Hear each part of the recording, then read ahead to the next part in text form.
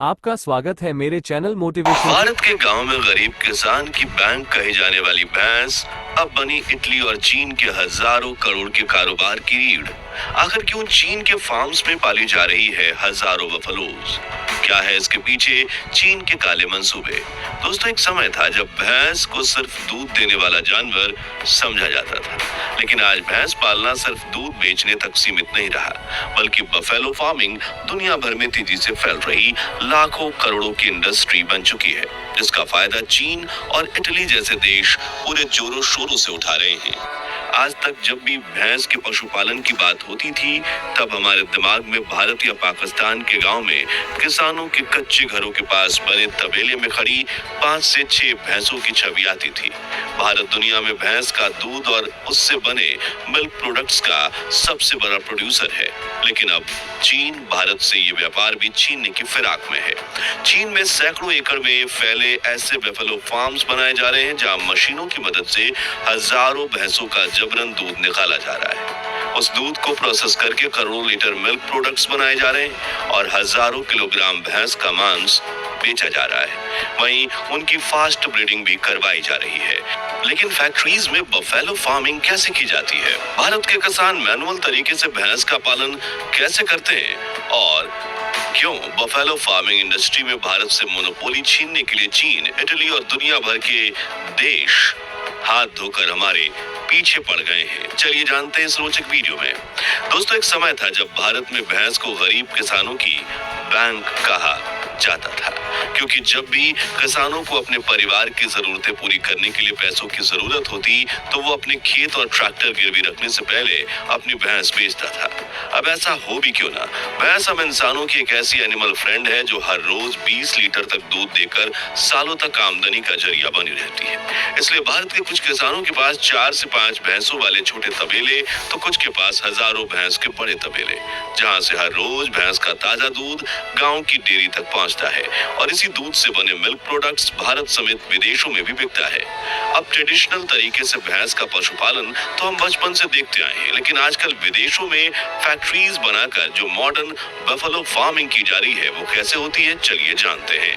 दोस्तों, भैंस पालना कोई आम खेती नहीं है। ये एक साइंटिफिक और प्रोफेशनल प्रोसेस है, जिसमें आपको जानवर की नस्ल, खान पान, देखभाल, बीमारियों से बचाव और सबसे जरूरी दूध उत्पादन पर लगातार ध्यान देना होता है। और इसमें सबसे पहली प्रोसेस है नस्ल का चयन करना। अब भारत में कई देसी भैंसों की नस्लें हैं, जैसे मोराह, जाफराबादी, महसाणा और नीली रावी, नागपुरी और सूरती। इनमें से सबसे ज्यादा पॉपुलर है मोराह भैंस, जिसे दूध की मशीन भी कहा जाता है, क्योंकि ये भैंस एक दिन में करीब 20 लीटर तक दूध दे सकती है। इसलिए भारत के ज्यादातर किसान यही नस्ल चुनते हैं, जबकि चीन के फार्मर्स में भी भारत से इंपोर्ट की गई मोराह, स्वाम्प और फूजो बफेलो के भैंस को चुना जाता है। वहीं इटली में मेडिटेरियन नस्ल की भैंस चुनी जाती है, जिसका दूध खास तौर पर इटली की फेमस मोजरेला चीज बनाने के लिए इस्तेमाल किया जाता है। जिसके बाद भैंसों की संख्या के हिसाब से 50 से 100 एकड़ का बफेलो फार्म बनाया जाता है, जो एक तरह का तबेला होता है, जिसमें भैंसों के झुंड बनाकर उन्हें अलग अलग रखा जाता है। इन तबेलों में कुछ बातों का ध्यान रखना जरूरी है, जैसे कि भैंस को किसी बंद कमरे में नहीं रखा जा सकता, क्योंकि उसे खुले, हवादार और साफ जगह की जरूरत होती है। इसलिए तबेले की दीवार ऊपर तब बंद नहीं होनी चाहिए। वहीं तबेलों के ऊपर टीन या एस्बेस्टस की छत होना जरूरी है, क्योंकि गर्मी में भैंसों को हीट स्ट्रोक हो सकता है। शेड की जमीन स्लोपिंग होनी चाहिए ताकि पानी इकट्ठा ना हो और गोबर व पेशाब तुरंत बाहर निकले। वहीं फर्श सीमेंट का होना चाहिए और हर भैंस के लिए कम से कम 40 से 50 स्क्वायर फीट की जगह होनी चाहिए। चीन और इटली में करीब 2000 से 3000 भैंसों के बड़े फार्म्स बनाए जाते हैं और वहां के किसान इन भैंसों को खिलाने के लिए पास में ही घास की खेती करते हैं, ताकि ट्रांसपोर्टेशन का खर्च बच सके। अब भैंसों को तबेले में पहुंचाने के बाद ये किसान हर दिन घास की फसल काटते हैं, उसमें गन्ने का भूसा और बाकी सप्लीमेंट्स मिलाते हैं और ट्रक या मशीन के जरिए पूरे फार्म का चक्कर लगाते हुए भैंस को चारा डालते हैं। वहीं भारत के छोटे तबेलों में चारा हाथ से उठाकर ही भैंसों को डाला जाता है, लेकिन एक भैंस की डाइट का ध्यान रखना बेहद जरूरी है, क्योंकि सही डाइट नहीं हुई तो दूध भी अच्छा और ज्यादा नहीं निकलेगा। इसलिए भैंसों को सूखा चारा, हरा चारा, दाना, मिनरल्स मिक्स और साफ पानी वाली बैलेंस डाइट दी जाती है। अंदाजन कहें तो एक भैंस को रोजाना कम से कम 25 से 30 किलो हरा चारा, 5 किलो सूखा चारा और 3 से 4 किलो कंसंट्रेट धान चाहिए होता है। साथ ही पानी की उपलब्धता हर वक्त बनी रहनी चाहिए, क्योंकि दूध का 87% हिस्सा पानी का ही होता है। इसके अलावा अगर कोई भैंस गर्भवती है तो उसे स्पेशल केयर की जरूरत होती है। प्रेगनेंसी के समय खाने में प्रोटीन और कैल्शियम की मात्रा बढ़ानी होती है और उसकी हलचल पर भी ध्यान रखना होता है। आमतौर पर भैंस की प्रेगनेंसी 10 महीने या 280 से 300 दिन तक चलती है। इस दौरान उसका मूड, उसकी डाइट और उसका हाइजीन, हर चीज की खास देखभाल करनी जरूरी है। और जब भैंस के बछड़े को जन्म दिया जाता है तो इन बफेलो फार्म्स में कुछ समय तक बछड़े को मां के साथ रखा जाता है, लेकिन अलग करके बछड़ों को सेक्शन में डाल दिया जाता है। ऐसा इसलिए क्योंकि जब भैंस बछड़े को जन्म देती है तब ये सबसे ज्यादा दूध देती है। इसलिए फैक्ट्रीज में इनका दूध निकाल कर बेचने पर ही ज्यादा ध्यान दिया जाता है।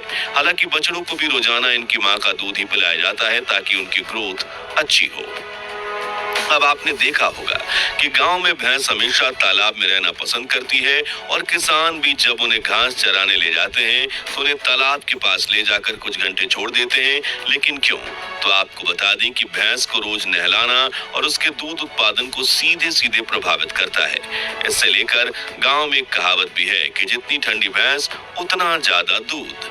और यही कारण है कि भैंस को रोजाना साफ करना, उसके शरीर पर मिट्टी या राख लगाना और गर्मी में उसे पानी में डुबोना बेहद जरूरी है। और भारत के ये किसान ये काम रोजाना बड़े ही प्यार और जिम्मेदारी से करते हैं, क्योंकि जो पशु हमें रोजी रोटी देता है, भारतीय संस्कृति में उसे सर्वोपरि माना जाता है। लेकिन विदेशों में लोग जानवरों के साथ कम ही लगाव रखते हैं। इसलिए इटली और चीन के फार्मर्स में भैंसों के शरीर पर मिट्टी तो नहीं मली जाती, हालांकि उन्हें तबेले के पास फील्ड में जरूर छोड़ा जाता है, जहां एक स्विमिंग पूल जैसा कृत्रिम तालाब बना होता है। भैंस 2 से 3 घंटे यहाँ रहती है, खेल कूद करती है और नहाती है, फिर उन्हें तबेले में वापस लाया जाता है। अब आती है दूध निकालने की बारी। तो सबसे पहले भारत के छोटे किसान की बात करें जिन्होंने इतनी बड़ी बफेलो फार्मिंग इंडस्ट्री बनाई है, तो दूध निकालना एक बहुत ही सिस्टमैटिक प्रोसेस है। सुबह और शाम दिन में 2 बार साफ सुथरे हाथों से एकदम शांत माहौल में भैंस का दूध निकाला जाता है, जिन्हें किसान तुरंत गांव की डेयरी में जमा करवा कर आते हैं, क्योंकि इन्हें जल्दी ठंडा करना जरूरी है या फिर उबालना, वरना ये फट जाएगा।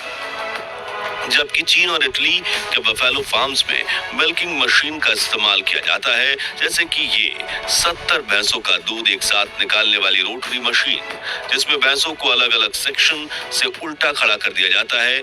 और अब एक वर्कर इन भैंसों के साथ दूध खींचने की मशीन अटैच कर देता है, जो कुछ ही मिनटों में इन भैंसों का पूरा दूध निकालकर पाइप के जरिए एक कंटेनर में इकट्ठा कर देती है।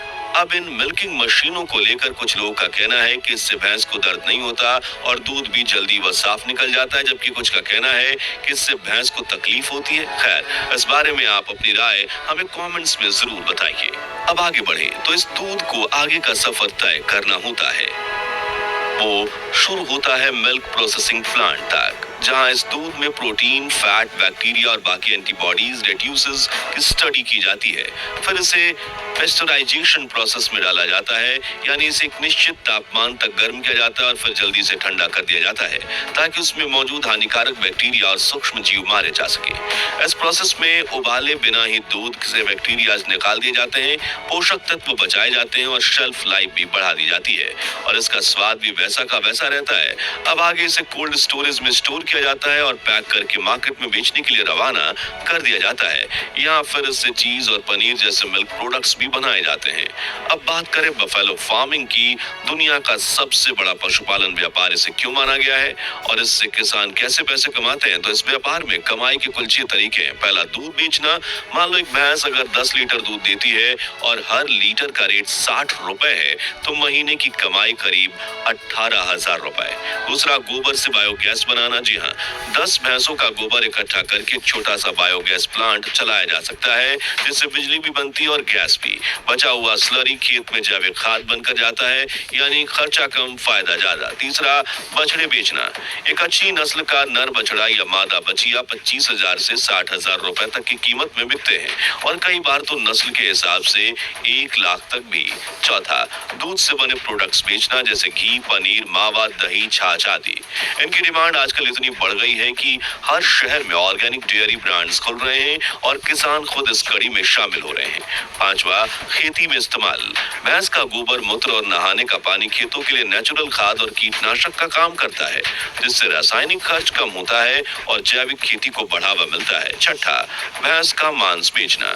चीन और इटली जैसे विदेशी धरती पर भैंस के मांस को भी खूब बेचा जाता है, क्योंकि पश्चिमी देशों में बफेलो मीट से काफी नॉन वेजिटेरियन डिशेस बनाई जाती हैं। खासकर चीन, इटली, वियतनाम, मिस्र, मलेशिया, इंडोनेशिया और सऊदी अरब जैसे देशों में इन बफेलो मीट की काफी डिमांड है। इसलिए जब कोई भैंस बूढ़ी हो जाती है, दूध देना बंद कर देती है या बीमार हो जाती है, तो चीन की बफेलो फार्मिंग फैक्ट्रीज उन भैंसों के मीट को पैक करके भेज देती है। तो कुछ इस तरह से बफेलो फार्मिंग से किसानों की कमाई होती है। दोस्तों, आज भारत दुनिया भर में भैंस का पशुपालन करने वाला और मिल्क प्रोडक्ट्स बनाने वाला सबसे बड़ा देश है, लेकिन अब चीन और इटली जैसे देश इन बड़े बफेलो फार्मिंग फॉर्म्स को लगाकर भारत से इस व्यापार को छीनने की होड़ में लगे हैं। तो क्या वो इसमें कामयाब हो पाएंगे? अब वक्त ही बताएगा। खैर, आज के लिए बस इतना ही। क्या भारत में भैंस के पशुपालन को और ज्यादा बढ़ावा देना चाहिए और एनिमल फार्मिंग को लेकर आपकी राय क्या है? कमेंट्स में बताइए। उम्मीद है आपको ये वीडियो अच्छी लगी होगी। अगर हाँ, तो इसे लाइक और शेयर करके 5100 लाइक्स जरूर करवा दीजिए और ऐसी रोचक जानकारी के लिए हमारे चैनल को सब्सक्राइब करके पास वाली घंटी जरूर बजा दीजिए। जय हिंद, वंदे मातरम।